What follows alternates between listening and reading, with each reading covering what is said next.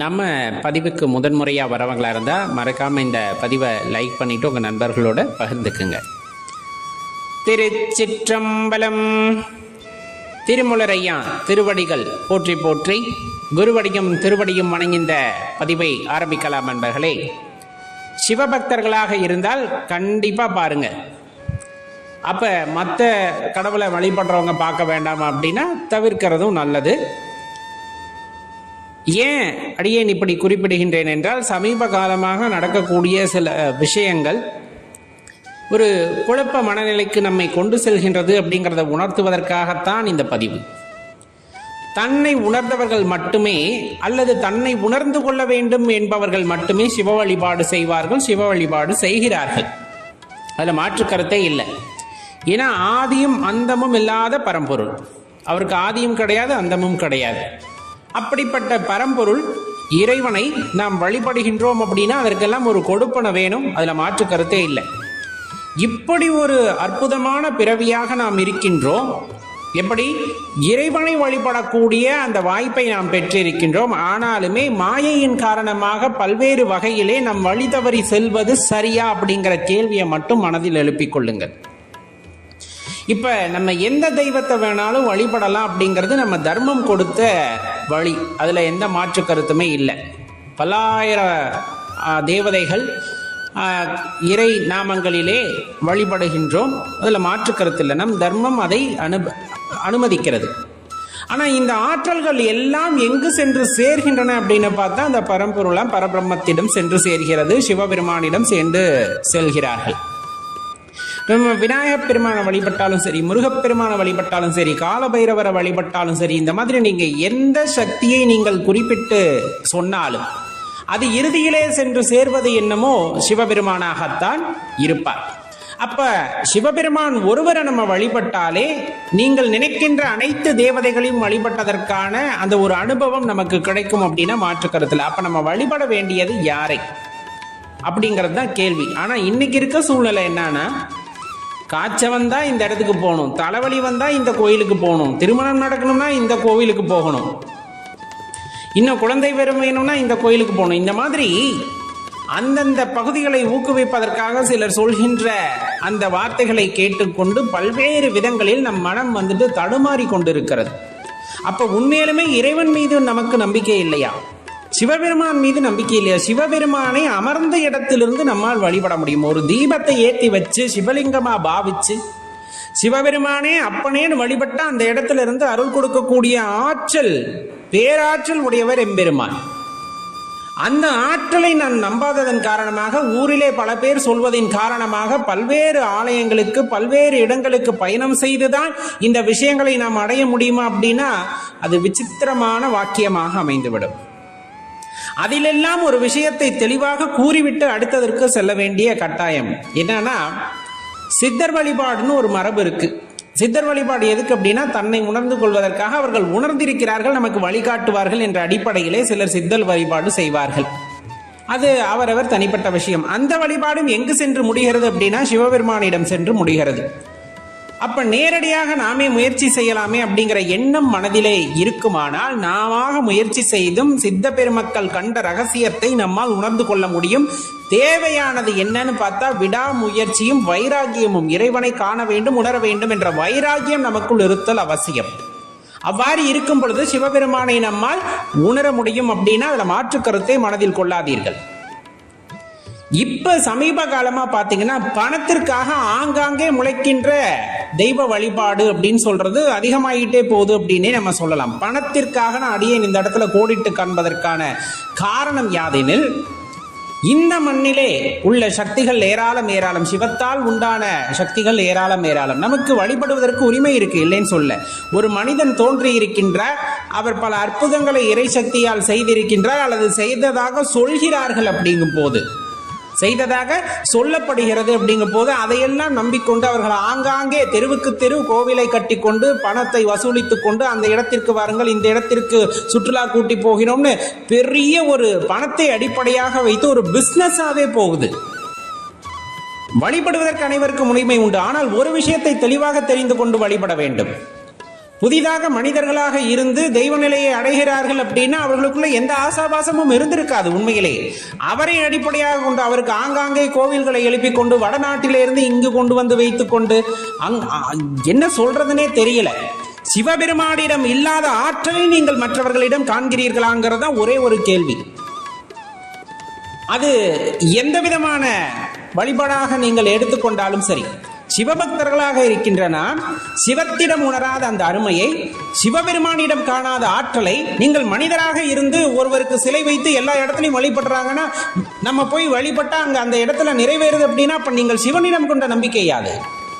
அப்ப சிவபெருமானிடம் இருக்கின்ற ஆற்றலை நீங்கள் உணராமல் போனதற்கான காரணம் என்ன? உங்களுக்குள் நம்பிக்கை இல்லையா, அல்லது அந்த முயற்சி இல்லையா, அல்லது அந்த வேட்கை இல்லையா அப்படிங்கிற கேள்வியை நீங்க உங்களுக்குள்ளே ஏற்படுத்தி கொள்ள வேண்டும்.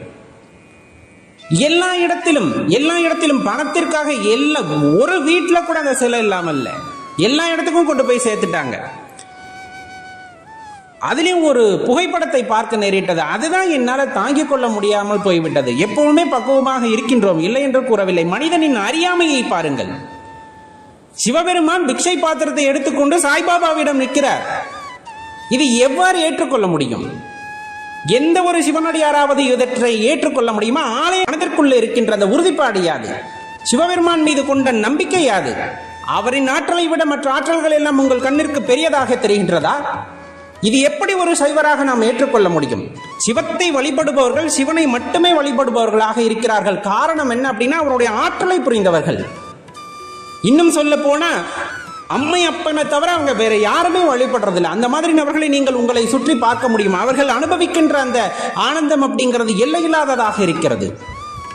அந்த நிலையை நோக்கி நாம் பயணிக்காமல் ஒவ்வொரு விஷயத்திற்காகவும் பணத்திற்காக யாரேனும் ஒருவர் புதிதாக ஒரு கொள்கையை உருவாக்கிவிட்டால் அவர்கள் பின்னாடி மந்தையாடு மாதிரி ஓடுறதுல என்ன பயன்? கடைசி வரையிலும் மோட்சம் என்றால் என்ன என்றோ வீடு பேறு என்றால் என்ன என்றோ தெரியாமலே போய்விடுகின்றோம். வள்ளலார் பெருமான் மாதிரி அந்த இறை அனுபவத்தை உணர வேண்டும் என்ற எண்ணம் மனதிலே ஏன் வரமாட்டேங்குது? அறியாமை யாரை தொற்றிக் கொண்டிருக்கிறது என்று யோசித்து பாருங்கள். வியாழக்கிழமை விரதம் இருக்கணும், வெள்ளிக்கிழமை விரதம் இருக்கணும், ஏதோ ஒண்ணு சொல்லி அரிசியை கொண்டாந்து கொட்டுங்க, பருப்பை கொண்டாந்து கொட்டுங்க, யார் எது சொன்னாலும் நம்பிடுறதா? அப்ப உண்மையான பக்தி எங்க இருக்கிறதுன்னு நம்ம யோசிச்சே பார்க்கறதுக்கு இடமே கொடுக்கலன்னா இந்த மனசு இறைவனை எவ்வாறு ஏற்றுக்கொண்டது என்று யோசித்து பாருங்கள். இறைவனை எவ்வாறு ஏற்றுக்கொண்டிருக்கிறது என்பதை யோசித்து பாருங்கள். கருணை வடிவமான இறைவன், ஆற்றல் படைத்த இறைவன், ஆதியும் அந்தமும் இல்லாத அருட்பெரும் ஜோதி. அப்படிப்பட்ட சிவபெருமானிடம் உணராத தத்துவங்களை, சிவ தத்துவங்களை, அந்த அனுபவங்களை நீங்கள் வேறு ஒருவரின் மூலமாக அணுக முடிகிறது அல்லது அதில் உணர முடிகிறது என்றால் உண்மையான சிவபக்தி எங்கே போனது? அனுபவம் எனக்கும் இருக்கிறது. அடியேனையும் சிலர் தொடர்பு கொண்டனர். அடியேன் சிவபக்தியிலே எப்பொழுதும் மாறாத தன்மையுடையவர். அப்படி இப்படின்னு யூடியூப் வழியா அங்கங்க போன் நம்பர் எடுத்து வந்து கூப்பிட்டாங்க, கொஞ்சம் நல்லா பேசினாங்க. இந்த மாதிரி மண்டல வாரியா சில நபர்களை நியமித்து இருக்கிறோம். நீங்கள் வந்துட்டு உங்க சார்பா இருக்கக்கூடிய 10 பேர் 15 பேருக்கு காலையில எந்திரிச்சதுமே வந்துட்டு அந்த இறைவனை பற்றி பாடல்களை பாட அல்லது ஏதோ ஒரு வார்த்தையை பயன்படுத்தினாங்க. இந்த மாதிரி தினமும் பாடல் பாட வையுங்கள் அப்படின்ட்டு. அடியேன் சொன்ன ஒரே விஷயம், சிவநாமத்தை தவிர இந்நாவில் எந்த மந்திரமும் ஏறாது. அதை சொல்லக்கூடிய அந்த தகுதி அப்படிங்கிறது யாருக்கும் கிடையாது. இறைவன் ஒருவனே, அவன் எனக்கு சிவபெருமான் மட்டுமே. இனிமேல் இந்த மாதிரி பேசுறதா இருந்தீங்க அப்படின்னா என்னிடம் பேச வேண்டாம்னு தவிர்த்த காலம் உண்டு. 10 ஆண்டுகளுக்கு முன்னரே. நம்பிக்கைனா எப்படி இருக்குன்னா விடாப்பிடிவாதமா இருக்கணும். இறைவனை பிடித்தாச்சு, எல்லாருமே தேடிக்கிட்டு இருக்காங்க இறைவனை. நம்ம இறைவன் இவர் தான் அப்படின்னு நம்ம உணர்ந்து கொண்ட சூழ்நிலைகளே அவரை இறுகப்பற்றுவதிலே என்ன பயம்? இறுகப்பற்றினால் கஷ்டம்னா அப்ப நீங்க எந்த கடவுளை கும்பிட்டாலும் கஷ்டம் வராதா? அடியேன் கேட்பது ஒரே வினாதான். மற்ற கடவுள்களை கும்பிடுபவர்கள் எல்லாம் கஷ்டம் இல்லாம ரொம்பவே சந்தோஷமா இருக்கிறாங்களா? அதை நம்மால் உறுதியாக கூற முடியுமா? முடியாதல்லவா? முடியாது. ஏன்? எல்லா இடங்களிலும் மேடு பள்ளங்கள் இருக்கத்தான் செய்யும். வாழ்க்கை ஒரே சமமாக இருந்தால் அந்த இடத்துல வாழ்க்கையில சுவாரஸ்யம் இருக்காது. பல அனுபவங்களை நாம் அனுபவிக்கும் பொழுதுதான் அதிலே சில சூக்ஷமங்கள் இருப்பதை நம்மால் உணர்ந்து கொள்ள முடியும். இந்த உயிரானது பக்குவப்படும். எப்ப நீ சிவபெருமான் காலை பிடிச்சையோ அப்பவே இறைவன் உன்னை பக்குவப்படுத்துவதற்கான அந்த வேலைகளை தொடங்கி விடுகிறார். உன்னால் எந்த அளவு தாங்க முடியுமோ அந்த அளவு மட்டுமே நமக்கான அனுபவங்களை அவர் கொடுக்கிறார். அவர் நல்லதாக இருக்கட்டும், அதே இடத்துல கொஞ்சம் கஷ்டமா இருக்கட்டும், அந்த நன்மையிலும் சரி கஷ்டத்திலும் சரி இது எனது வேலை அல்ல. இப்பொழுது நடந்த விஷயம் என்னால் நடந்தவை அல்ல, சிவபெருமானால் நடத்தப்பட்டது, சிவனால் நடத்தப்பட்டது, சிவனே அதை உணர்ந்தார், சிவனே அவர் செய்தார் அப்படின்ட்டு நாம் செய்ததையும் இறைவன் செயலாக வெறும் கருவியாக நாம் எண்ணிக்கொண்டு அதை எடுத்துக்கொள்ளக்கூடிய பக்குவம் பெற்றுவிட்டால் இந்த உயிர் பக்குவம் அடைகிறது என்பது பொருள். மாறாக சந்தோஷம் வரும்போது இது என்னால், துக்கம் வரும்போது இறைவனால் என்று பிரித்து பார்த்து விட்டாலே அங்கு பக்திக்கு வேலை இல்லை, அந்த பக்திக்கு மேன்மையும் இல்லை. அப்படிப்பட்ட சூழ்நிலையிலே இறைவனை பிடிக்க வேண்டும் என்றால் இறுகப்பற்றிக் கொள்ளுங்கள், சிவபெருமானை இறுகப்பற்றிக் கொள்ளுங்கள். அந்த ஆற்றலை விட இந்த உலகத்திலே வேறு எந்த ஆற்றலும் பெரிதல்ல என்பதை உணர்ந்து கொள்ளுங்கள். அப்பொழுதுதான் நமக்கு மேன்மைக்கான வழி தெரியும், மேன்மை அடைவதற்கான வழி தெளிவாக தெரியும். மாறாக காண்பதெல்லாம் உண்மை, ஒருவர் இந்த தெய்வத்தை வழிபடுங்கள் என்று கூறிவிட்டால் ஆட்டு மந்தை போல பின்னாடியே ஓடினோம் என்றால் கடைசி வரையிலும் உண்மை புரியாது. மாயையிலே சிக்கிக்கொண்டு மீண்டும் மீண்டும் இந்த பிறப்பை எடுத்துக்கொண்டு அல்லல் பட்டு அவதிப்பட்டு மீண்டும் மீண்டும் இந்த உலகத்திலே பிறந்து கொண்டேதான் இருப்போம் அப்படின்னா அதுல மாற்றுக்கருத்து இல்லை. ஏன்? உண்மை உன் கண் முன்னாடி இருக்கு, அந்த உண்மையை விட்டு விட்டு மீண்டும் நம்ம பல இடத்துக்கு தாவி தாவி போறோம்னா அதுல என்ன அர்த்தம் அப்படிங்கிறது தான் பெரும்பான்மையான கேள்வி. உங்கள் பக்தி எவ்வாறானது என்பதை யோசித்து பாருங்கள். தயவு செஞ்சு இந்த மாதிரி ஏதேனும் வேலைகள் நடக்கிறது என்றால் இறைவனை தவிர, ஈசனை தவிர மனது யாரையும் நினைக்காது என்பதை உறுதியாக இருந்து கொள்ளுங்கள். அப்பொழுதுதான் நமக்கு அந்த மோட்சத்திற்கான வழி, பிறவி இல்லா நிலையை அடையக்கூடிய வழியெல்லாம் நமக்கு கிடைக்கும் அப்படிங்கிறதுல எந்த சந்தேகமும் இல்லை. எப்பவுமே ஒரு விஷயத்தை இறைவன் நமக்கு ஒரு வாய்ப்பாக கொடுப்பார், எந்த நிலையிலுமே. அந்த நிலைமையை நாம் புரிந்து கொள்கிறோமா அப்படிங்கிறது தான் இந்த இடத்துல தேவைப்படக்கூடிய ஒரு விஷயம். வாழ்க்கையிலே இன்பம் நிறைய வரும், இன்பம் நிறைய வர்றப்ப கூட நம்ம கொஞ்சம் நிதானமாக யோசிக்க வேண்டிய கட்டத்தில் இருப்போம். வாழ்க்கையில் துன்பமும் நிறைய வரும், ஆனால் துன்பம் வரும்போது எல்லாத்தையும் மறந்துடுவோம். எல்லாத்தையும் மறந்துட்டு ரொம்ப சோகமாகவே வாழ்க்கை அப்படிங்கிற மாதிரி, எனக்கு வந்த இந்த கஷ்டம் வேறு யாருக்கும் வரக்கூடாது அப்படிங்கிற மாதிரி எல்லாம் நாம் சிந்தித்து கொண்டு அடுத்த அடியை எடுத்து வைப்பதற்கே பயப்பட்டு கொண்டே இருப்போம். இப்படி கஷ்டம் வரும்போது இறைவனை நினைக்கலாம், தவறில்லை. இறைவா காப்பாற்றி கொடு அப்படின்னு ரொம்ப தர்ம சங்கடமான சூழ்நிலை, என்னால் மீண்டு வெளியே வரவே முடியல அப்படிங்கிற சூழ்நிலையில் இறைவனிடம் விண்ணப்பம் வைப்பவர்கள் ஏராளம், அதில் மாற்றுக்கருத்தே இல்லை. சிவபெருமான் கருணை பெருங்கடல். நீங்கள் முடியாத சூழ்நிலை, தர்மத்தின் வழியில் நடக்கிறீர்கள், ரொம்ப முடியாத சூழ்நிலை. ஏன்னா எல்லாத்துக்குமே சோதனைகள் அப்படிங்கிறது வரத்தான் செய்யும். அப்படிப்பட்ட சோதனை வரும் பொழுது நாம் அப்பா அப்படின்ட்டு ஒரு வார்த்தையை சொன்னோன்னா அந்த வழி உங்களுக்கு தெரியாமல் அழகாக உங்களை மீட்டெடுத்து விடுவார் சிவபெருமான். அது எப்பவுமே நமக்கு தெரிந்தது தான். இதில் ரொம்ப முக்கியமான விஷயம் என்ன அப்படின்னா, எந்த துன்பம் வந்த போதும் அந்த பஞ்சாட்சர மந்திரமான ஓம் நம சிவாய அப்படிங்கிற மந்திரத்தை மறவாமல் இருக்க வேண்டும். நல்ல ஞாபகம் வச்சுக்கணும். ஏன்னா என்ன படிநிலைகளாக இருக்கட்டும், சில பேர் காலையில் எழுந்ததிலிருந்து இரவு தூங்குவதற்கு முன்வரை சிவ பஞ்சாட்சரத்தை சொல்லிக்கொண்டே இருப்பார்கள். சில பேர் சிவ சிவ என்றே கூறிக்கொண்டே இருப்பார்கள். இதையெல்லாம் அவர்களுக்குள் ஒரு பெரிய ஆற்றலை உண்டு பண்ணிவிடும், ஒரு நேர்மறையான எண்ணத்தை அவர்களுக்குள் உண்டு செய்துவிடும். அந்த மாதிரியான வாழ்க்கையை நாம் வாழ்கிறோமா அப்படிங்கிறத எண்ணி பார்க்கணும். சில பேர் கடினமான வேலையாக இருக்கும், என்னால் அந்த கடினமான வேலையில் தான் கவனம் செலுத்த முடியுதே தவிர இறைவனின் நாமத்தை எல்லா நேரமும் சொல்ல முடியவில்லை அப்படிங்கிற எண்ணம் கூட இருக்கும்.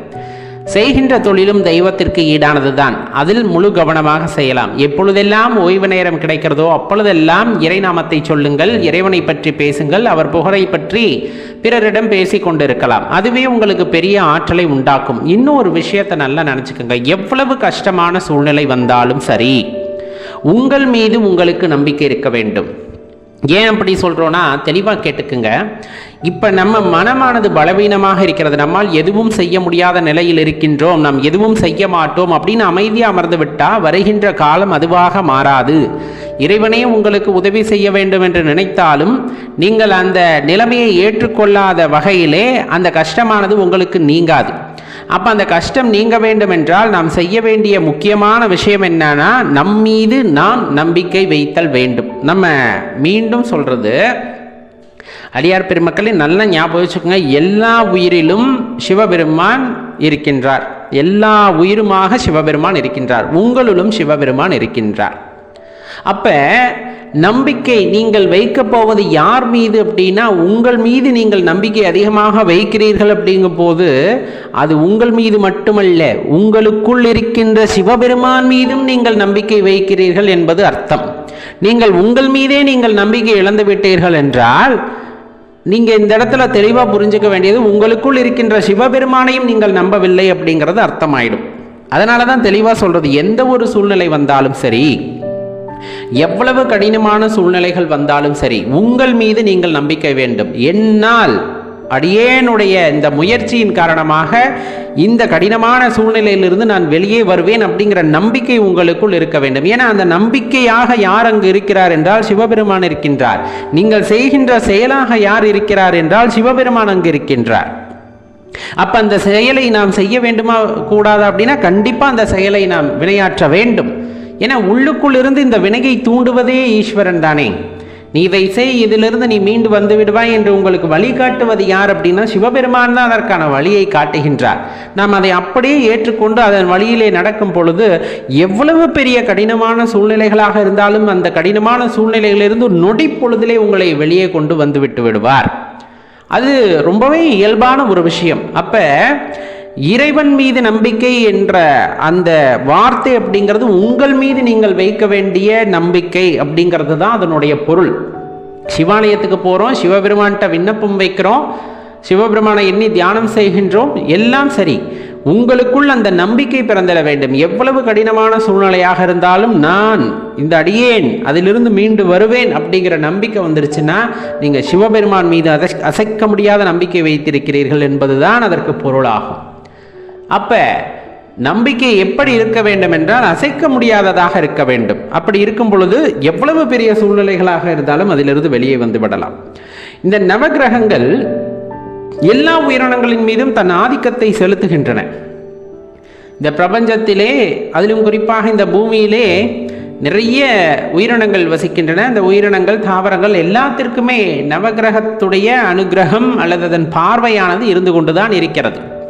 பஞ்சபூதங்களின் தாக்கமும் அதன் மீது இருந்து கொண்டுதான் இருக்கிறது. அதில் எல்லாம் எந்த சந்தேகமும் நீங்கள் கொள்ள வேண்டாம். அறிவியல் படி போனாலும் சரி, ஆன்மீகத்து வழியில் வந்தாலும் சரி, பஞ்சபூதங்கள் இல்லாமல் எந்த உயிரினமும் இல்லை, எந்த பொருளும் இல்லை அப்படிங்கிறத நம்ம எளிதில் உணர்ந்து கொள்ளலாம். ஆன்மீகத்திலே சொல்லப்படுவது அனைவரின் இயக்கமும் எதை பொறுத்து தான் அப்படின்னா அந்த நவகிரகங்களின் இயக்கங்களை பொறுத்து தான் அப்படின்னு சொல்லுவாங்க. உங்கள் வாழ்க்கையானது நவகிரகங்களின் இயக்கத்தின்படிதான் இருக்கிறது என்று வைத்து கொண்டாலும் சிவபெருமான் மீது நீங்கள் அசைக்க முடியாத நம்பிக்கையை வைத்து விட்டீர்கள். அவர் பால் ஈர்ப்பு ஏற்பட்டு விட்டது, அன்புமயமாக மாறுகிறீர்கள், பற்றில்லாமல் போகிறீர்கள். அப்படிங்கும் போது எதுவுமே நிரந்தரமல்ல, எதுவுமே எனதல்ல அப்படிங்கிற அந்த ஒரு உன்னதமான நிலையை நாம் அடைகின்றோம். அப்படிங்கும் போது இந்த நவகிரகங்களின் தாக்கம் உங்கள் மீது இருக்கவே இருக்காது. இப்போ சித்த பெருமக்கள் எல்லாம் எடுத்துக்கொள்ளுங்களேன். அவங்க ஒவ்வொரு விதமான சித்த பெருமக்கள் இருக்கிறார்கள், நம்ம இல்லை என்றெல்லாம் கூற முடியாது. அட்டமாசித்துக்கள் கற்றறிந்தவர்கள், அதே போல மருத்துவத்துறையிலே இந்த மாதிரி எல்லா விஷயங்களிலுமே சித்த பெருமக்கள் இருந்திருக்கிறார்கள். இதில் யோகம் செய்வது அப்படின்ட்டு உண்டு, உங்களுக்கு நல்லா தெரிஞ்சிருக்கும். மூச்சு பயிற்சி செய்து தன் மூச்சை உள்ளே நிறுத்துவது அப்படிங்கிற வகையில் செய்வாங்க. அப்போ உயிர் மட்டும்தான் உள்ளே இருக்கும், அந்த ஜீவன் அப்படியே இந்த பிரபஞ்சத்துடன் கலந்திருக்கும். அவர்களிடம் நவகிரகம் நெருங்கவே நெருங்காதும்பாங்க. அந்த உடலில் உயிர் இருக்கிறது, ஜீவனானது அண்ட சராசரங்களே இந்த பிரபஞ்சத்துடன் கலந்து விட்டதுங்கும் போது அவர்களிடம் நவகிரகங்களுக்கு வேலையே இல்லை. ஏன்னா அங்கே வினையே இல்லையே. ஏதேனும் ஒரு வினை அங்கு நடைபெறுகிறது அப்படிங்கும் போது தான் நவகிரகங்களுடைய பார்வைக்கு தகுந்தாற் போல அது எல்லாம் மாறுபடுகிறது. எப்போ தன்னுள் இருக்கின்ற சிவனை அந்த ஜீவன் புரிந்து கொள்கிறதோ, ஜீவனாக இருக்கின்ற சிவனை நீங்கள் எப்பொழுது உணர்ந்து கொள்கிறீர்களோ அப்போவே அந்த செயலெல்லாம் தேவையற்றது என்பதை நாம் உணர்ந்து கொள்கின்றோம். அப்ப நீங்க ஒரு வினையாற்ற வேண்டும் என்ற எண்ணமே மனதில் தோன்றாத போது அந்த நவகிரகங்களின் தாக்கம் நம் மீது இருக்குமானா கண்டிப்பா இருக்காது. அப்ப நவகிரகங்கள் யாரு அப்படின்னு பார்த்தோம்னா இறைவனுடைய, ஈசனுடைய சேவகர்கள். நீங்க ஈசன் காலை பற்றிய பிறகு நவகிரகங்கள் உங்களை பாதிக்குமா அப்படின்னா கட்டாயமா பாதிக்காது. எப்படி? முழு மனதுடன் முழு அர்ப்பணிப்புடன் நீங்கள் சிவபெருமானை பற்றி இருக்க வேண்டும். அதுவும் எப்படி அப்படின்னா, உங்களுள் இருக்கின்ற, அதாவது நம்முள் இருக்கின்ற அந்த இறையாற்றல் ஜோதி ரூபமாக இருக்கிறதல்லவா, அதை உணர்ந்து அதனுடனே இரண்டரை கலந்த நிலையில் இருக்கும் போது இந்த நவகிரகங்களோ பஞ்சபூதங்களோ நம்ம எதுவும் செய்யாது அப்படிங்கிறத நிதர்சனமாக தெரிந்து கொள்ள வேண்டும். இது நம்ம வாழ்கின்ற காலங்களிலே நிறைய சித்த பெருமக்கள் ஜீவசமாதி அடைகிறார்கள் அப்படிங்கிறதும், இன்னும் பல ஜீவசமாதிகளில் இருக்கின்ற சித்தர்களின் உடல் எல்லாம் இன்னும் பக்குவப்பட்ட நிலையில் இருக்கிறது அப்படிங்கிறதெல்லாம் பார்ப்பதே இதற்கு உதாரணமானதாக நீங்கள் உணர்ந்திருக்க முடியும். இன்னும் நம் வாழ்ந்த 18 சித்த பெருமக்களாகட்டும், நம்மிடையே வாழ்ந்து கொண்டிருக்கிற சித்த பெருமக்களாகட்டும், அவர்கள் உடலெல்லாம் காயக்கல்பமாக மாற்றி இன்றும் அவர்கள் திடகாத்திரமாக இருக்கிறார்கள். அவர்களை கிரகங்கள் எதுவும் செய்வதில்லை என்னும் பொழுதே தெரிந்து கொள்ள வேண்டும், சிவனை நம்பினார், சிவனை நம்பினார் கைவிடப்படார். சிவனை இறுக பற்றி கொண்டால் அவர் யார் காலையும் பற்ற வேண்டியது இல்லை. சிவனை பற்றியவர்கள், சிவன் காலை பற்றியவர்கள் எதிரே யாரும் நிற்கக்கூட முடியாது. ஏன்னா அவ்வளவு அன்புமயமாக மாறியிருப்பார்கள், அவ்வளவு கருணை ரூபமாக மாறியிருப்பார்கள். சில பேர் ஒளி உடலாகவே தங்கள் உடலையும் மாற்றிக்கொள்வார்கள். வள்ளலார் மகனாரை போல தன்னுள் இருக்கின்ற அந்த இறையாற்றலை உணர்ந்த அவர் தன் உடலை ஒளிமயமானதாகவே மாற்றிக்கொண்டார் அல்லவா. அப்ப அவர்களிடமெல்லாம் கிரகங்கள் என்ன செய்ய போகின்றன, ஒன்றும் செய்ய முடியாது அப்படிங்கிறத தான் நம்ம தெளிவாக புரிஞ்சுக்கணும். நமசிவாயங்கிற மந்திரம் எப்போவுமே நாம் சொல்ல வேண்டிய மந்திரம்.